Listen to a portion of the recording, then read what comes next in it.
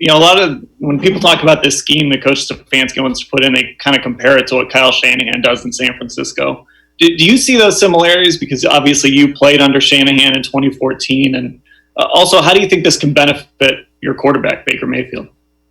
Yeah, I do see the similarities. I think, there's probably 6 or 7 teams that kind of run this outside zone system. I think Shanahan's probably the most entrenched in it, where he runs it all the time. But I think a lot of similarities to that system, and you get the boots off of the runs. It's the marriage of the run and pass, right? Like, we want to make the runs look just like the passes, the play actions just like the runs, and it all kind of works itself together. And I think, I'm excited to get back in it. I thought we had a good offense my rookie year. Obviously, we had some quarterback difficulties and things of that nature, but I think we showed that it can be a successful offense. And then, obviously, Shanahan's taken the Falcons and the Niners to the Super Bowl with the offense. So there's definitely, a chance to do some things on offense that we're excited to do. And then Baker, I think he works in this offense great.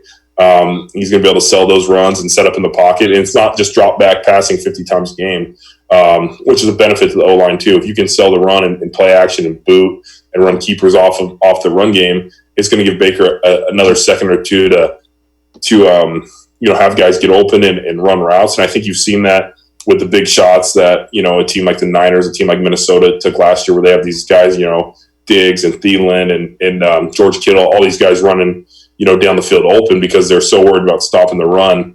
And if you look at the stats kind of from the last couple of years, Baker's actually been a really good rollout quarterback and a quarterback that's, been able to throw off the run and stuff like that. So I think this offense fits him really well, and I'm excited to, get some reps and see him in it. Joel Bitonio continuing his discussion, this time on Kevin Stefanski versus Kyle Shanahan.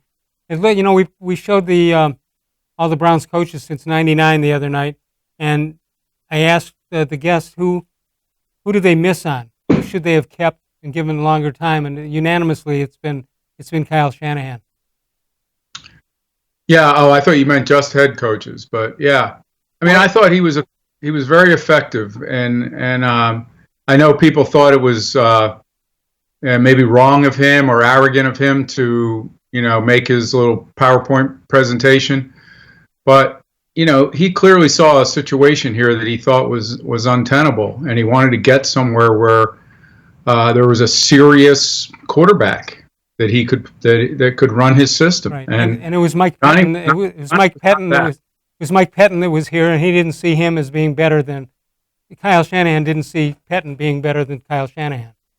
Yeah, and I think he looked at that offense and he thought, how this organization might be tethered to this quarterback who's not putting the work in, and that's just a recipe for disaster, both for a head coach and a coordinator. But do you get the sense, as I do, that you see what Stefanski offers, and by the way, if he's as entrenched in the offense as everybody's saying that he is, then let's keep him away from demanding to be the guy who calls the plays also.